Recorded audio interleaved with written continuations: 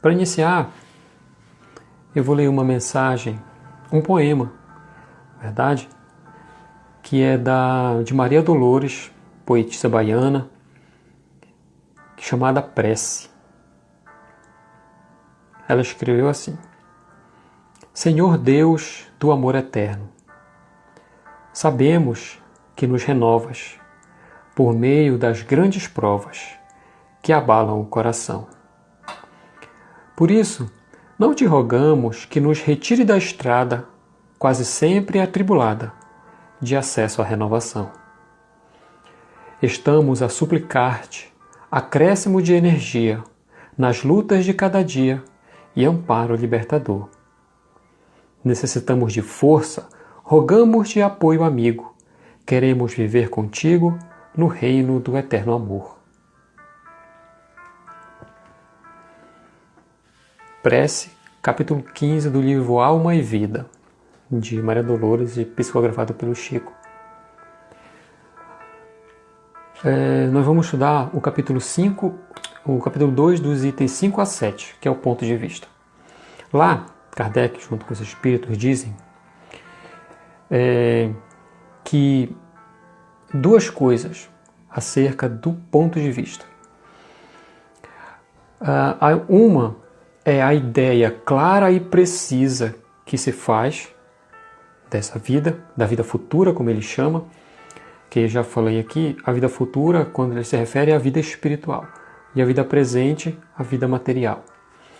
Então, uma situação que a gente encontra nos crentes, nos espiritualistas, é a ideia que se tem do pós-vida. O primeiro pode ter uma ideia clara e precisa. E o outro que ele compara, são os extremos, é aquele que duvida, que não acredita ou que duvida, que tem a menor ou a mais leve dúvida da existência da vida espiritual. Para o primeiro, aquele que entende a vida espiritual, traz para ele uma fé inabalável naquilo que está por vir. E esse entendimento traz consequências para a vida prática. A consequência principal, e que é o objetivo, da missão de Jesus, se nós olharmos, porque isso está lá desde João Batista com Jesus, depois com Paulo de Tarso também ele fala, a consequência é a moralização. A moralização é o nosso aprimoramento. Você caminhar em direção ao bem, você praticar o bem. A definição de moral colocada no Livro dos Espíritos. Isso é o que eles falavam lá atrás também, só que usavam uma outra expressão, que é a palavra arrepender-se, que para a gente acaba trazendo uma outra ideia que não condiz com o que a mensagem original se propunha, mas essa no termo do texto do Evangelho significa mudar de vida, significa mudar os seus pensamentos, que no fundo é melhorar. Então é essa a primeira coisa, a primeira consequência é a moralização, porque muda para nós o ponto de vista pelo qual nós passamos a encarar as situações da vida. O efeito que isso tem é o seguinte: ele usa uma expressão, ele coloca assim, ele escreve assim: aquele que se coloca pelo pensamento na vida espiritual, que é infinita, vê a vida material, como a temporária, curta. E isso faz com que nos permita, nos dá ensejo de desenvolver uma virtude que é desejo de muitos, que é a paciência. quando a gente faz estudo sobre a paciência, não é raro assim alguém, a gente, no fim, acabar uma situação assim, comentários cômicos, falando de quantas vezes a gente deslizou, de perder o que não tem, etc., porque é uma das coisas que muito nos falta, a paciência. Mas aqui ela é facultada a nós quando vislumbramos a vida por este ponto de vista. Ou seja, você, em todas as situações, passa a olhar aquilo no sentido espiritual e não mais o sentido imediato, materialista, como é o que acontece com aqueles que pensam de maneira contrária. E permite isso, então, que a gente suporte as dificuldades da vida, as contrariedades, os problemas de relacionamento e tudo, com mais leveza. Há uma certa até indiferença a isso. Sofremos menos, guardamos menos as mágoas, diminuímos o melindre, porque o ponto de vista é o espiritual. Passamos nesse momento, a partir deste entendimento, a compreender tudo com os fins de melhoramento do espírito. Daí, suportarmos com mais facilidade as mudanças, as vicissitudes, como eles chamam, né? As contrariedades, as pequenas mudanças, coisas que a gente não controla e acaba perdendo, nos afetando. Mas isso é uma coisa, um destaque que a gente pode fazer, é que ele fala assim, ele usa essas duas palavras, a ideia clara e precisa que se faz da vida futura. É ela que dá a fé inabalável no porvir e nos faculta o melhoramento íntimo, que é a reforma íntima, também vulgarmente chamada. Então ele diz, é a ideia clara e precisa. Ele não fala, isso é a diferença entre os cristãos, né? Ele não fala que é crer na vida espiritual. Ele não diz isso. Porque, claro, quer dizer, claro agora, né? Mas realmente não basta crer. É preciso entender como é que funciona, onde é que está, qual é o mecanismo. Se eu fazer tal coisa, qual é a consequência? Tem alguma outra alternativa? Há remissão? Posso voltar atrás? Ele explica tudo isso através dos postulados espíritas de todos os livros. Explica isso.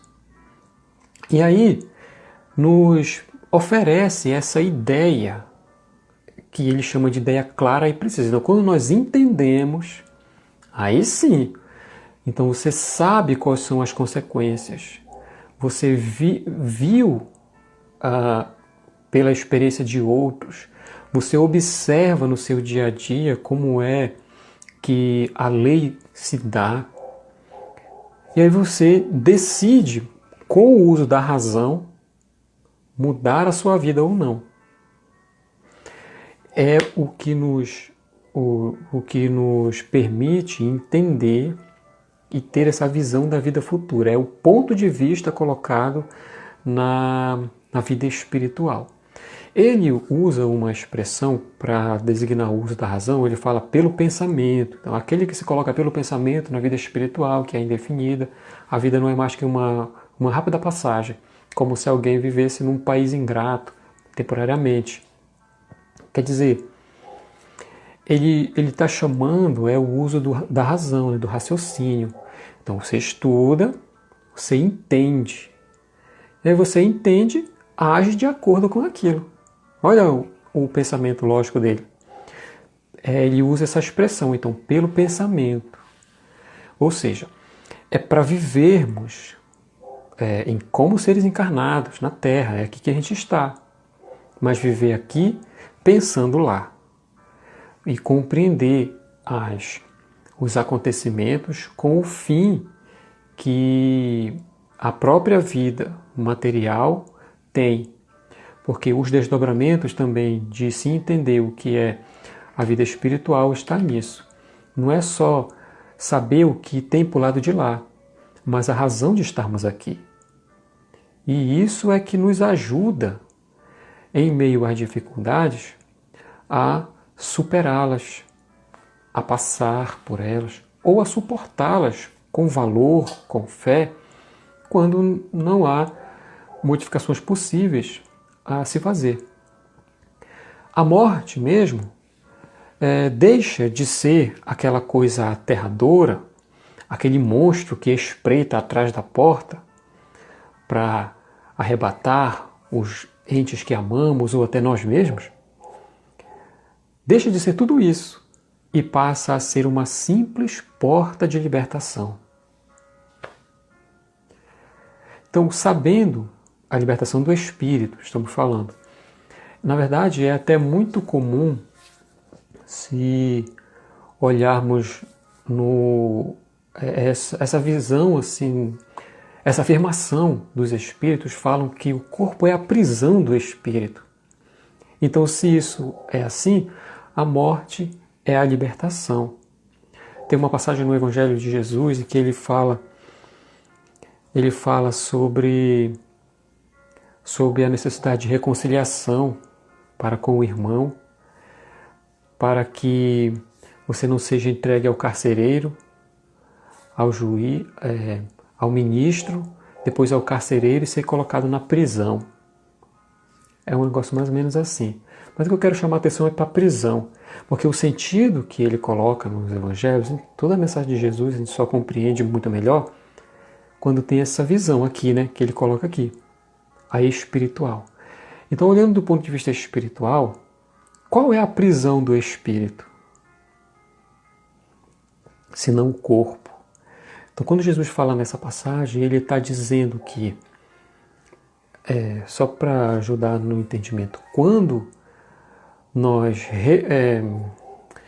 mais nós adiamos a prática do amor, nesse exemplo colocado através da reconciliação e do perdão, caracteriza em nós a necessidade da experiência material e da reencarnação. Então, o corpo, a morte, ela passa a ser um motivo de libertação do espírito. A visão muda. Então, isso dá para quem tem esse entendimento, essa compreensão da vida espiritual, uma tranquilidade, uma paciência, que quando a gente olha, em alguém, a gente fica admirado e desejando ter aquilo para nós. Então Kardec coloca que isso está fundamentado no entendimento que a gente tem da vida espiritual. O segundo, é o caso de quem duvida da vida espiritual ou até mesmo a ignora. Nesse caso, isso aí é o fundamento do pensamento materialista, né?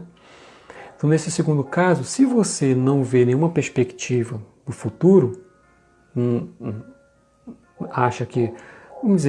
acredita que não tem nada depois, entrega e empreende todas as suas forças para a vida atual, como Kardec colocava a vida presente. É até um pensamento lógico, como ele coloca.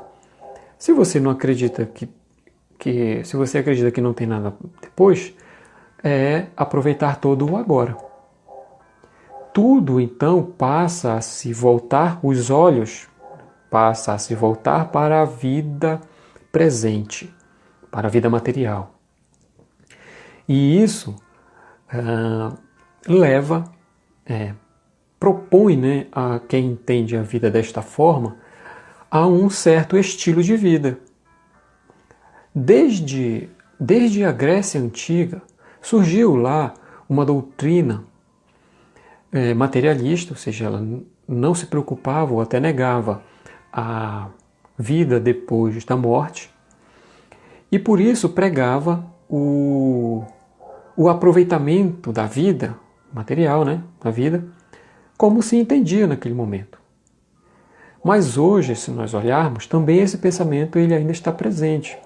Lá era chamado de hedonismo, que pregava o prazer como um estilo de vida. Então, se faz bem, você se entrega àquilo. Se te dar prazer, alguma sensação boa, faça. Porque não há nada depois. Melhor que se aproveite agora. Então está aí o fundamento do pensamento materialista. Depois, por causa disso, quem não crê na vida espiritual se apega a tudo que tem aqui. Tanto os bens, quanto as pessoas, as posições, os cargos, tudo. E o que é mais, isso é uma consequência direta, né? Quando perde isso, o sofrimento é muito maior. E nós podemos dizer com tranquilidade que as coisas que a gente tem, onde a gente está, pode mudar rapidamente, sem a nossa interferência. Então, para aquele que tem este pensamento, quando passa por essas mudanças, mesmo pequenas ou grandes, o seu sofrimento ele é dilatado, porque é a única coisa que tem. O seu pensamento não vai além daquilo. Kardec usa uma expressão dizendo que são como crianças que apenas têm olhos para os seus brinquedos. E quando o perdem, assim é como eles colocam como vive aquele que tem o ponto de vista na vida material. O primeiro na vida espiritual, o segundo na vida material. Para esse último, um engano, uma decepção, uma ambição que não foi satisfeita, uma injustiça que foi objeto, quando o seu orgulho ou a sua vaidade são feridos, tudo isso torna-se um tormento, levando a uma existência infeliz. Apesar de, no princípio, se buscar exatamente o oposto. Por que infeliz? Porque nós não controlamos as situações da vida. E por esse mesmo motivo é que o entender da vida, no seu sentido mais amplo, incluindo a espiritual principalmente, é que nos faculta passar por essas situações de uma maneira mais serena e mais tranquila, sem nos perturbarmos, sem nos desesperarmos. Porque sabemos como Kardec chama, do porvir. Por esse motivo, quem não entende a vida espiritual, por mais que às vezes creia nela, mas quem não a entende, não tem uma ideia clara, acaba por consequência nunca ter paz. Porque em tudo a que ele se concentra está sujeito a mudanças que não pode controlar. Então há sempre uma inquietação para manter isso, para designar aquilo, para mandar, para controlar. Então isso resulta numa intranquilidade na vida. Deste ponto de vista, o material, tudo que se olha parece grande. Tem as suas dimensões aumentadas, sejam os problemas, sejam os prazeres, porque está tudo aqui. Não há outra perspectiva. Emmanuel tem um comentário do Emmanuel, na verdade, que ele fala. Eu não lembro assim se está em algum livro relatado, mas do que eu vi foi algo que ele fala para Chico. Mas independente da origem, vale o conteúdo e a sabedoria. Ele diz que, referindo-se às disputas, né, intrigas, essas coisas, ele diz que quanto mais se sobe, se pudesse, quanto mais você subisse, mais rápido veria a insensatez que é ficar disputando coisas tão pequenas. O que isso quer dizer? Quando você olha as coisas do ponto de vista material, tudo se dilata. Mas quando o ponto de vista está na vida espiritual, as coisas parecem que diminuem. É como Kardec faz a comparação, é como se a humanidade fosse as estrelas no espaço infinito. E isso dá também para nós essa noção de vida espiritual e de vida material. A vida, esse ponto de vista, né? Então a vida espiritual toma uma importância muito maior do que a vida material. Então daí, compreendendo, a chave é a compreensão. Então você compreendendo isso, pode decidir conscientemente por si mesmo o valor que vai dar ao seu espírito ou às suas posses, às suas experiências materiais. É esse ponto de vista que vai definir. Ele coloca no Evangelho dizendo assim, percebe então que grandes, olhando do ponto de vista espiritual isso, tá?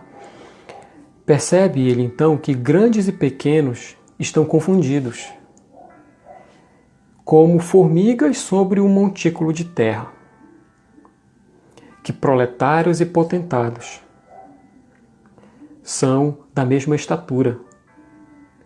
E lamenta que essas criaturas efêmeras a tantas canseiras se entreguem para conquistar um lugar que tão pouco as elevará e que por tão pouco tempo conservarão. É o ponto de vista. A gente olha, se olhássemos desse local onde os espíritos superiores estão, porque eles que estão orientando o Kardec quando escreve o livro.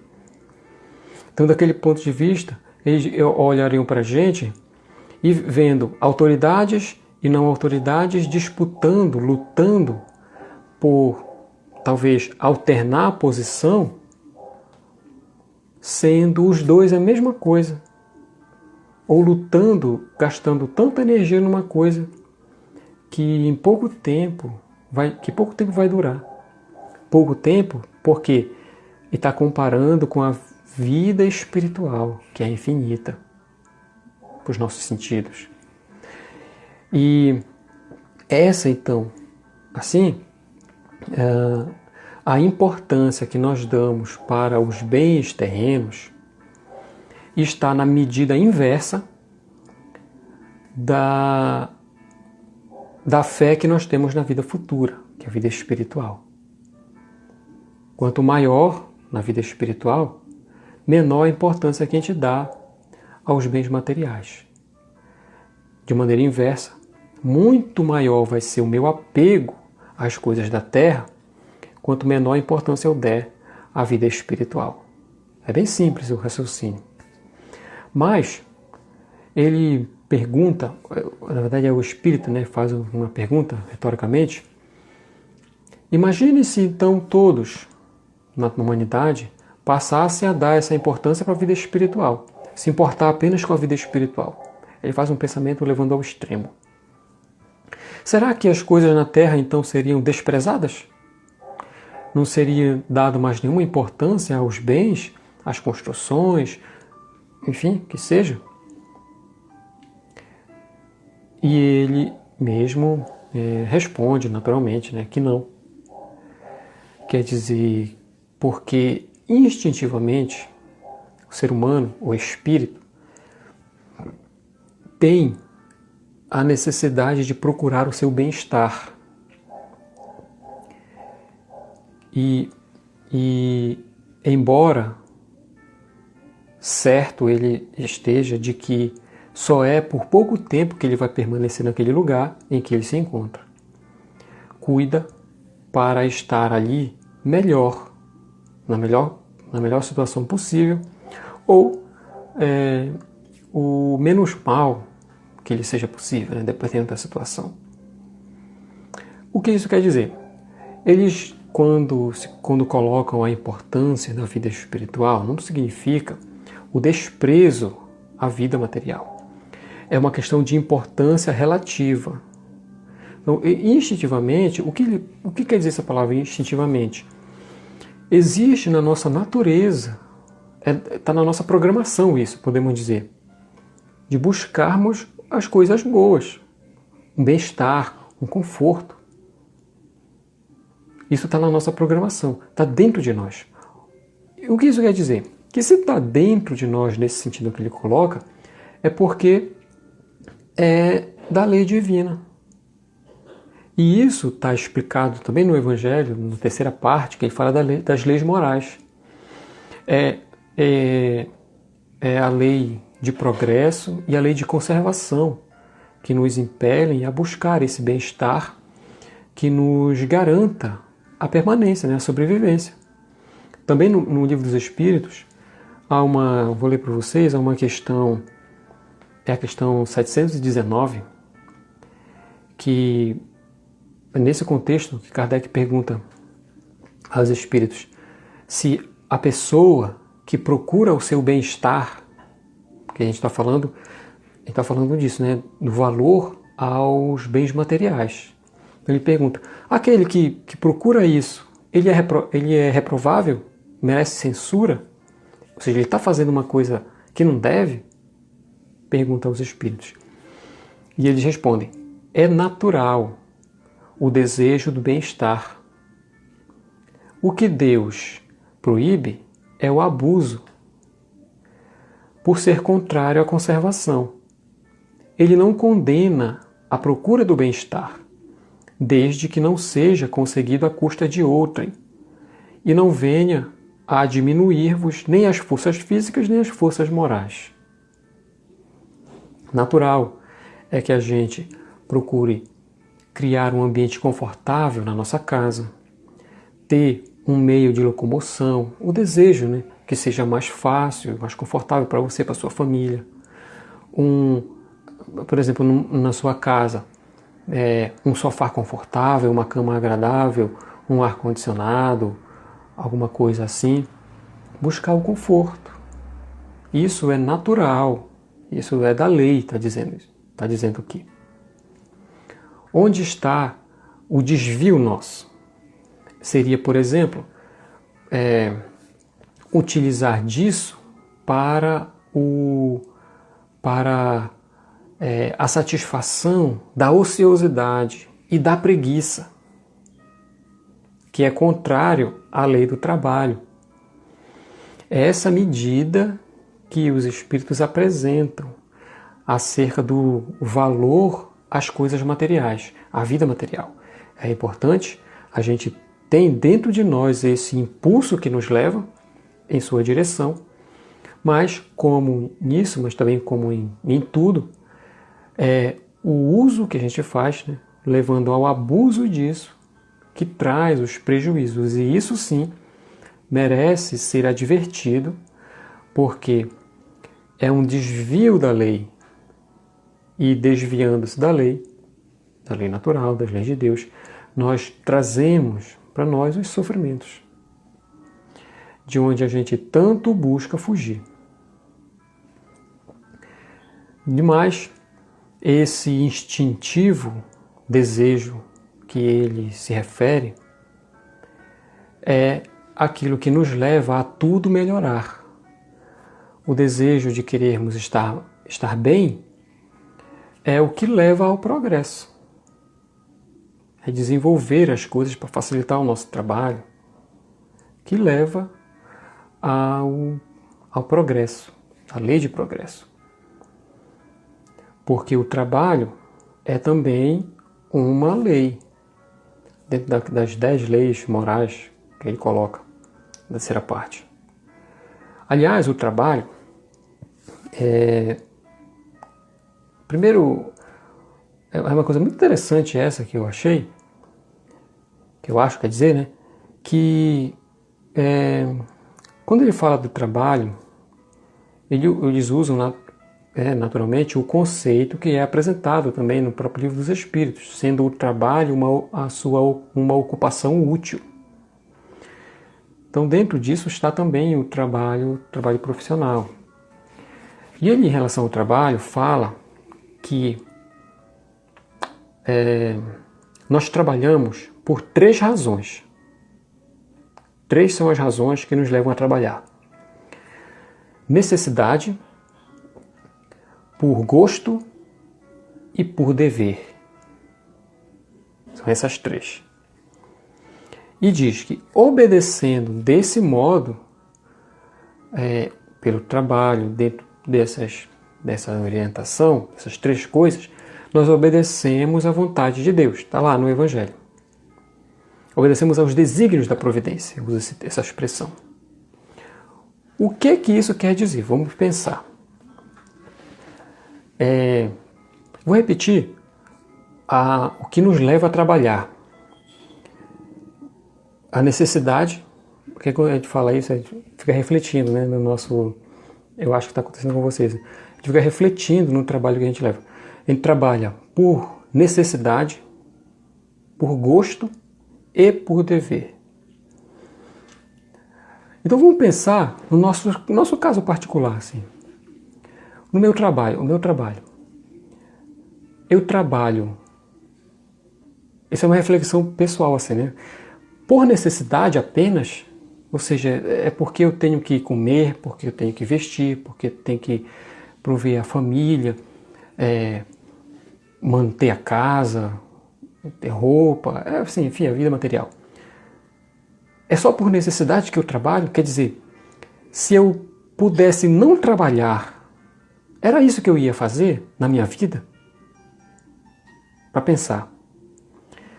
Depois, por gosto, é a segunda razão. Quer dizer, é você se perguntar assim, eu tenho prazer no que eu faço? Eu busco a alegria de servir naquilo que a profissão ou aquele trabalho naquele momento me chamou a fazer? Segunda pergunta. E a terceira, eu reconheço o meu dever naquilo que o meu trabalho me chama? Reconheço aquilo como um dever? Ele usa uma partícula que é a letra E. Então ele fala que quando nós trabalhamos, olha só a condição, quando nós trabalhamos por necessidade, por gosto e por dever, estamos obedecendo aos desígnios de Deus. Em outras palavras, nós estamos obedecendo à lei de Deus. Estamos em harmonia com a vontade de Deus. Qualquer desvio disso é motivo de infelicidade. Porque lembra o Livro dos Espíritos? Que a lei natural é a lei que vem de Deus e o homem só é infeliz quando dela se afasta. Se afastou, infeliz. Isso, um afastamento pequeno, um descontentamento de um afastamento grande, infelicidade grande. Então, o que nos falta para estar nas nossas ocupações, incluindo o trabalho profissional, em harmonia com os desígnios divinos? Trabalhar pela necessidade, sim. Por gosto, o que significa isso? Porque tem trabalhos que é muito difícil fazer, então você tem dificuldade, mas é encontrar a alegria de servir naquela profissão, mesmo que seja um trabalho temporário. Porque todas as profissões, todos os trabalhos, na sua base, assim, no seu princípio, ele comporta a palavra servir. Servir. Que nós trabalhamos para os outros, para ajudar. É a nossa contribuição na humanidade. Então um vai ajudando o outro de acordo com as suas aptidões, a sua disponibilidade. É um meio para encontrarmos a alegria. É a alegria de estar ajudando. Ver como o seu trabalho ele se relaciona num contexto e ver a sua importância. E aí vai estar a sua contribuição. É o trabalho por gosto e, no final, por dever. É reconhecer o compromisso que você tem. Imagine se alguém... É fácil a gente entender quando você está precisando, por exemplo, de... Vamos imaginar assim um caso qualquer, que é um atendimento médico, e que você depende só de uma pessoa. E naquele dia, por qualquer motivo, ou por motivo pequeno, a pessoa achou que não deveria ir. Não, acho que hoje eu não vou ficar em casa aqui mesmo. Desprezou o dever que aquele profissional, né? Desprezou naquele momento o dever que ele tinha para com quem deveria atender. Abriu mão do seu compromisso. Então assim a gente consegue entender ou visualizar de uma maneira simplificada a importância do dever, desse sentido de dever no nosso trabalho. O compromisso que nós temos naquilo que assumimos como ocupação, como profissão, que seja. É somente desta maneira que nós estaremos em harmonia com a vontade de Deus.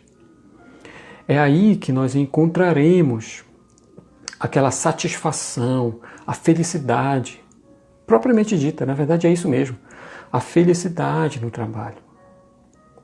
Aquele que trabalha, por exemplo, só por necessidade, que seria o extremo, né, do ponto de vista só material, só encontra felicidade no seu trabalho um dia por mês. Mas aquele que identificou e aprendeu a sua importância e o valor que tem servir naquele ambiente, alegra-se todos os dias. Até mesmo de poder, através daquilo, levar para a sua família, educar os seus filhos, ajudar alguém em alguma coisa. Então esse é o caminho que os espíritos colocam nesse item para encontrarmos a felicidade no trabalho, na ocupação. Então, quem dá importância, quem se preocupa, né, com a vida futura, dá uma importância relativa ao presente. E mais facilmente, por causa disso, se consola com os insucessos que a gente tem. Claro. E também todos os sofrimentos. Coisa que não acontece quando nós ignoramos e nos concentramos apenas na vida material. Quer dizer, em resumo, vida futura, vida espiritual, ele faz essa comparação. É como se fosse um homem rico que perde uma pequena soma do seu dinheiro, sem dar muita importância. Não dá importância porque é uma coisa pequena dentro da quantidade que ele tem. Isso é aquele que tem a compreensão da vida futura. E para aquele que concentra a sua visão apenas na sua vida material, é como o pobre que perde tudo o que tem e então se desespera. O desespero talvez até seja a chave para entender qual é a consequência, né, ou como se observa no comportamento aquele que crê na vida futura e aquele que ainda está aprendendo ou não conhece a vida espiritual. E o Espiritismo, a doutrina espírita, vem com essa missão, porque, só para repetir, nos 4 primeiros capítulos do Evangelho, a gente está no 2, Kardec e os Espíritos estão só lançando a base, então são os fundamentos para que a gente possa compreender o que eles vão falar depois, a partir do 5 até o último capítulo. Então, as bases. Então, uma delas é essa, é a vida espiritual. Quando melhor compreendemos, melhor passamos essas situações da vida. É aquela serenidade que a gente observa em certas pessoas, mesmo que não tenham conhecimento como nós compreendemos, né, que estuda, que tem raciocínio, que é uma pessoa instruída. Não, mesmo que não seja assim. Porque existem aqueles casos do espírito que está encarnado e não teve a oportunidade da instrução, mas que traz a intuição viva da vida espiritual e reflete isso na sua vida comum, causando admiração em quem não pode compreender a sabedoria senão através dos livros. Isso é o que faculta o conhecimento da vida espiritual. E para a gente, eu compreendo assim que nós somos uma edição de espíritos, os espíritas, que reencarnou pelas dificuldades, dentre outras coisas, isso de uma maneira geral, assim, em aceitar os convites para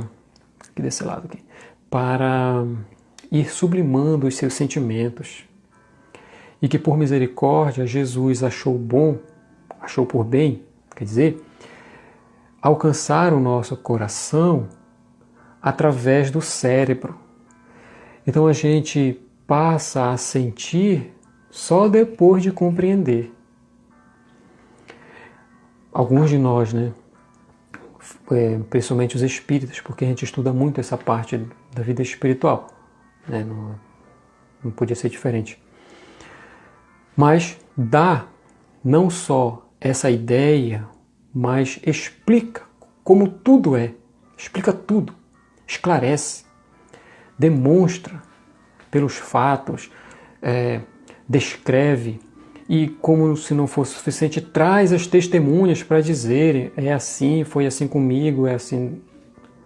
Eu lembro de uma cena no filme do Divaldo, em que ele conta na biografia também, que tá o pai dele, a mãe assim, a irmã, se eu não me engano, o irmão, já desencarnados, e eles falam para ele assim, pro Divaldo, que o que ele falava era tudo verdade mesmo. É como se eles fossem lá para confirmar para ele, se ele tinha alguma dúvida. Aquilo que tu falava do espiritismo realmente é tudo verdade. Por quê? A gente está aqui na vida espiritual agora. Então a gente consegue ver realmente do ponto de vista que os espíritos, quando escreveram com Kardec, estavam tendo e falaram aquilo. Então agora eles conseguiram compreender. Por isso que ele fala que para a gente tem que ser pelo pensamento. Então você raciocina, você pensa e vai entendendo. E aí coloca a importância relativa que você, por sua própria decisão, vai dar. Aí está a nossa responsabilidade. Para depois demonstrar isso. Na verdade já existem as provas, né? Mas sempre tem o valor da experiência pessoal. É que vale a pena. Vale a pena. Colocar a nossa fé na vida futura, na vida espiritual.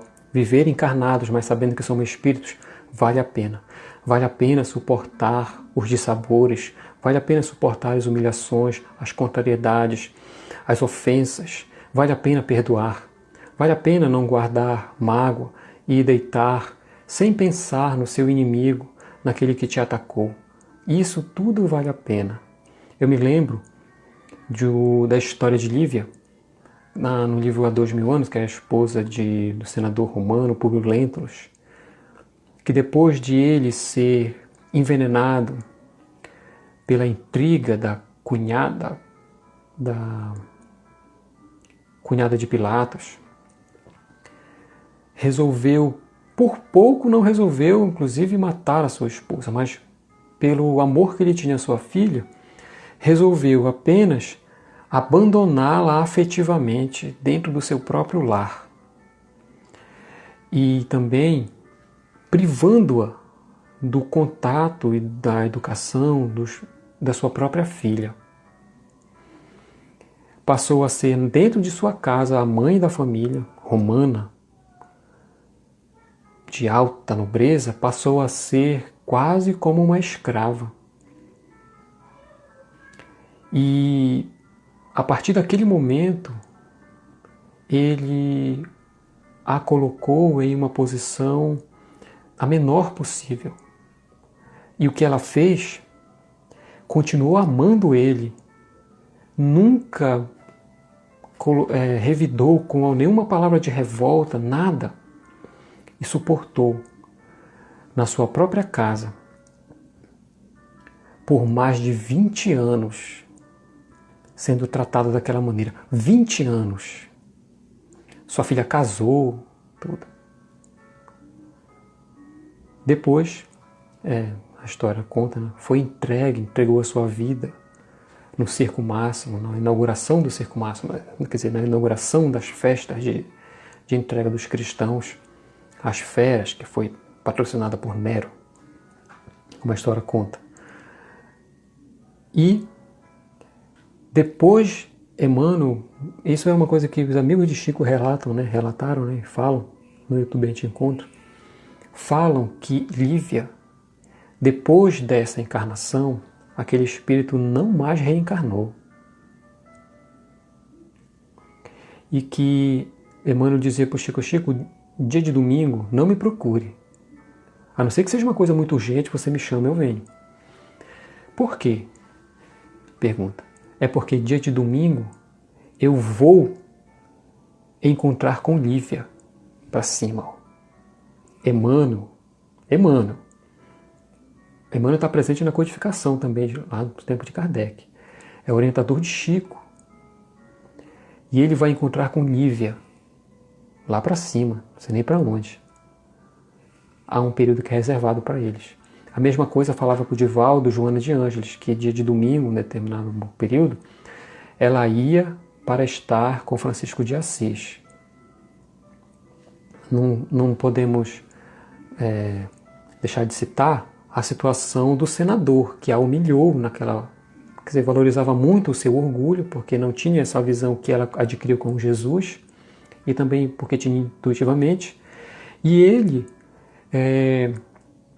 quais foram as consequências para ele, que não tinha a visão e precisou e procurou valorizar o orgulho romano da alta sociedade como uma pessoa de nobre estirpe que se achava. 50 anos depois, a reencarnação como um escravo. Imagina para um orgulhoso senador ser um escravo que não admitia a igualdade das classes, a irmandade que Jesus pregava. E depois as outras encarnações sucessivas e até a sua ascensão, né, para o espírito bom, o espírito puro. E quer dizer, o que essa história, que é o exemplo dela, nos traz, aquilo que eu estava comentando, vale a pena. Vale a pena. As lágrimas que quem tem uma vida de relacionamento assim, em casa e tudo, sabe das dificuldades que é, as ironias, as críticas, as ofensas gratuitas mesmo, e diretas. E que às vezes é amigo das lágrimas silenciosas, ou no banheiro, ou no quarto, que seja. Mas a importância disso é porque é a demonstração de quem não quer cultivar o revide e a desavença, não quer cultivar o mal dentro de si. Sabe suportar como Jesus ensinou. Busca a tranquilidade da consciência, que é onde está a sua paz. Porque aquele que procura humilhar, diminuir, demonstra um traço de insegurança, que não estando acima dos outros, precisa mostrar sempre isso, que os outros são inferiores. É um traço de insegurança e de inquietação que não permite paz a pessoas assim. Se nós olharmos, então, isso que ele chama de vicissitudes da vida, do ponto de vista espiritual, entendendo a importância disso para a construção em nós da humildade que nos falta, da caridade, por exemplo, que é desejar o bem para aquele que está nos maltratando naquele momento, orar por esta pessoa. Isso é um dos mais belos testemunhos daqueles que se candidatam a discípulo de Jesus. E é a isso que ele nos chama quando nos ensina o Evangelho. Não é simplesmente para aprender, mas é para viver a própria mensagem. E viver a própria mensagem pode se resumir, por causa da nossa história, daquilo que a gente construiu até aqui, em saber suportar o mal como ele fez. Perdoando, sem revidar, com o silêncio, com a prece dirigida a Deus em favor daqueles que naquele momento o crucificavam e que hoje podem estar nos ofendendo, nos perseguindo, nos obsediando.